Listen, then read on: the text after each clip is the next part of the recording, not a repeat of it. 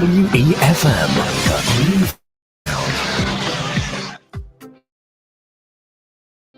Voice of the Man, Bongo Prime representing for Activated Mornings on WEFM 99.9. Ha.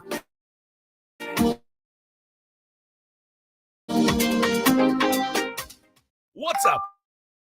Or call us at 457-9997. Now.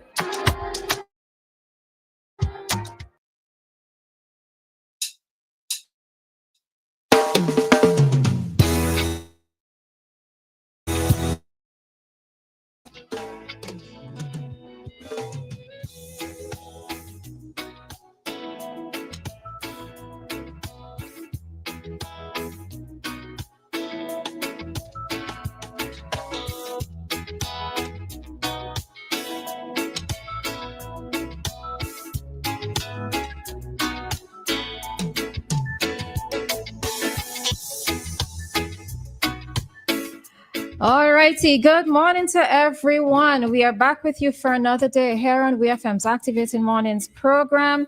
It is Wednesday, the 12th of November. And as I said, this is somebody's birthday, so I need to remember to message that person. Anyhow, talking about. And good morning to everybody. Hope that you are fine. You are ready to get started with today, because I certainly am. So let's get to it. Good morning, Dianna. Morning,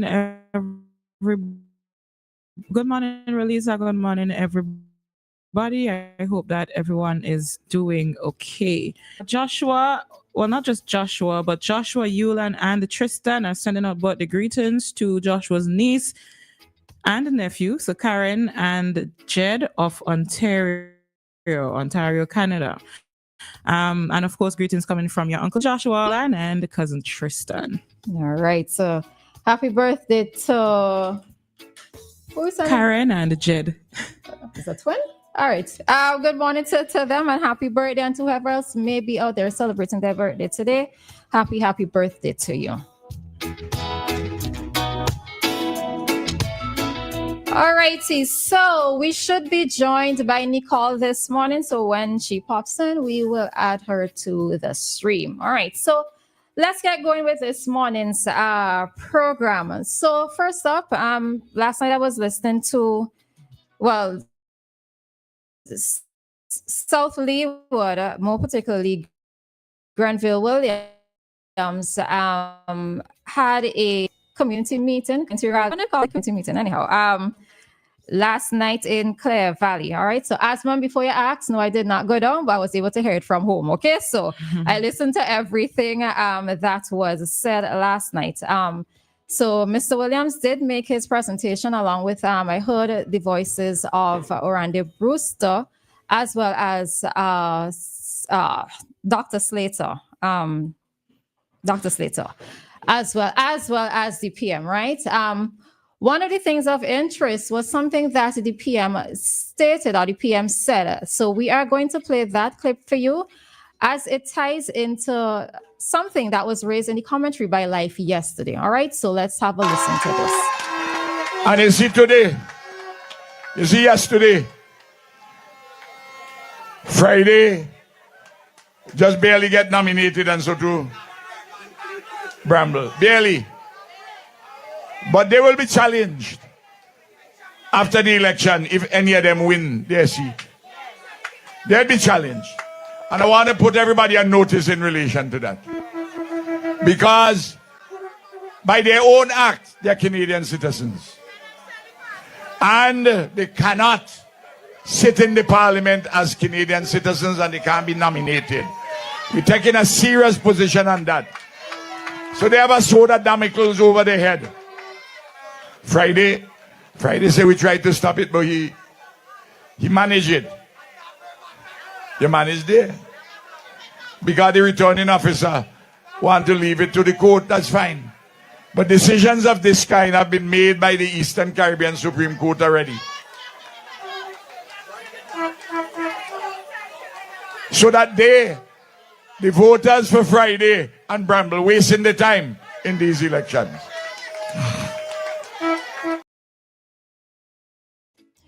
All right, so that was the PM. A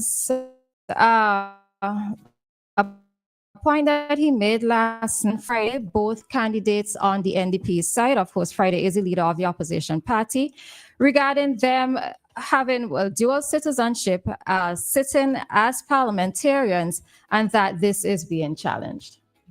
Well, the PM said it. The returning officer wants to leave it up to the court. So I just stand by that decision because I don't know any legal anything to go with this case.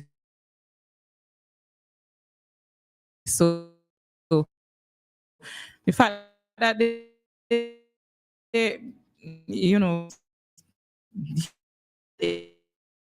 it may be challenged. The law is the law, and if legal proceedings, then it will proceedings. I suppose again, like the commentary that Life asks is why no, right? They have been sitting in Parliament at least for the last 5 years, right? So to challenge it now after they do have that time, if they run they back their seats, then at that point in time it's going to be challenged. In that, is this going to possibly put a little spoke in the wheel of the election results in terms of there not being a sense of normalcy and a sense of calm and a sense of return, given that this position is going to be challenged, knowing that this situation has been happening for a period of time and it was not challenged before then. All right, so it's just something there of interest to me. I do have to ask the question, why now? So that is where that stands. So we will see what happens. We will see what happens after the elections.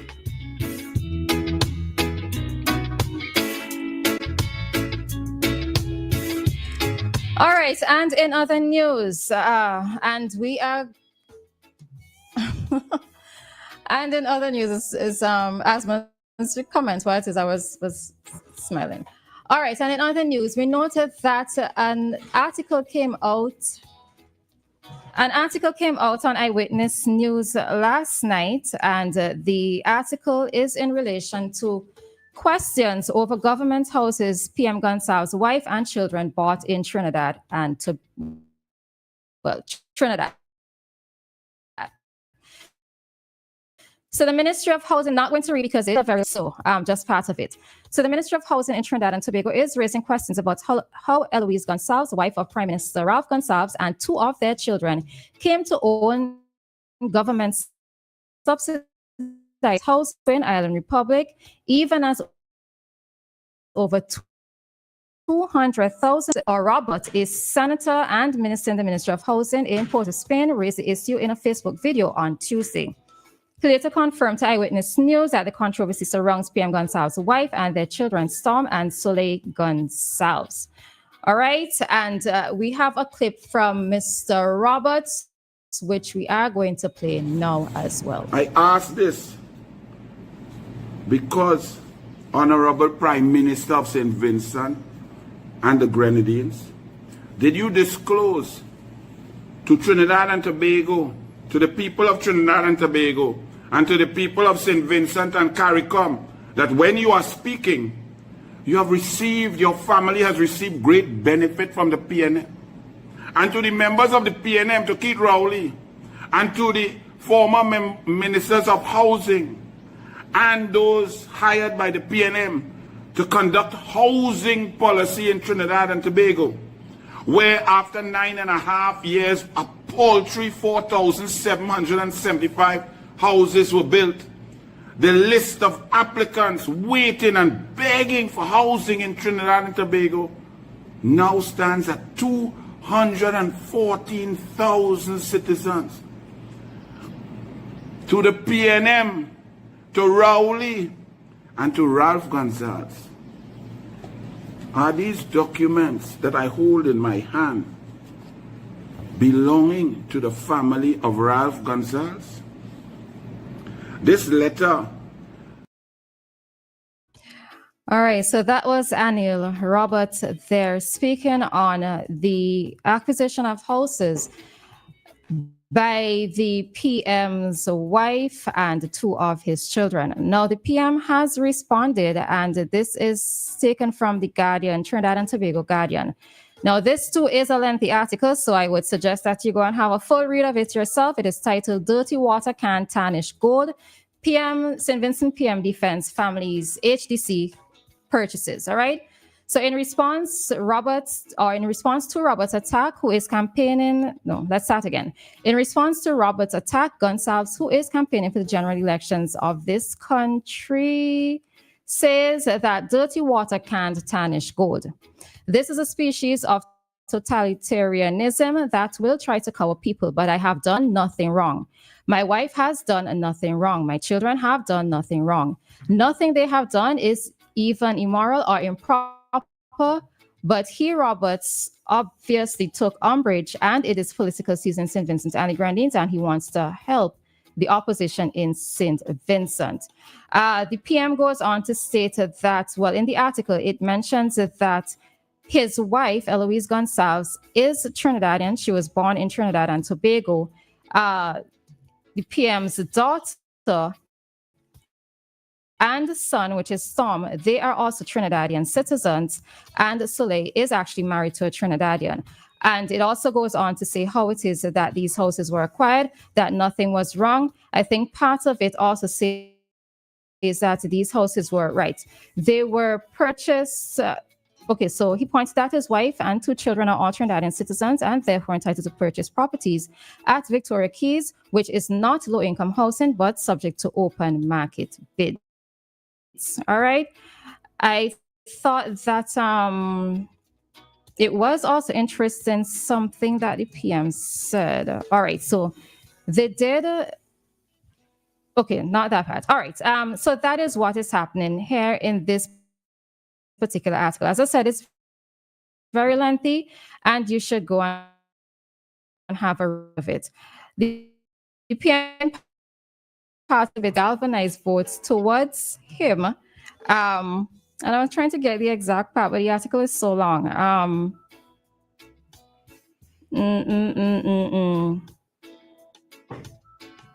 All right. So he was saying that it would actually galvanize votes towards him because, in a sense, it's persons trying to create propaganda. So that is the information that is there out in the public. As I said, I would suggest read both articles, the one that is on Eyewitness News and the PM's response, and allow that to help you to form an opinion. From my understanding, subsidized housing, it is true that they acquired subsidized housing. Subsidized housing is supposed to be for low-income families. So if you have a program that is running for low-income families, then the ethical thing to do would be to allow low-income families to get access to the program that you say you put in place for them, and not allow your friends or persons who have wealth or influence or anything like that. You're not really supposed to allow those things to happen. It is unfair to the other citizens of the country, especially those who, the gentleman mentioned having a waiting list, which we usually know is the case with things like this. If there are indeed people from low-income families who are waiting to benefit from this, then it isn't fair to, give them to persons who have better income.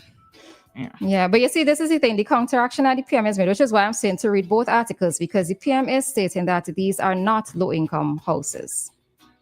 Right? So it would have been nice if the Trini amongst us could have joined in on this, but she hasn't joined us as yet. So maybe we would take this up a little later with her. But this is one of the things when it's election season, things come out. All right? Things come out, and you just have to use the information to determine the way forward. And I will leave it at that. All right? We are going to head on out of this segment and head straight into today's traffic talk, as it is very quickly approaching 7:35.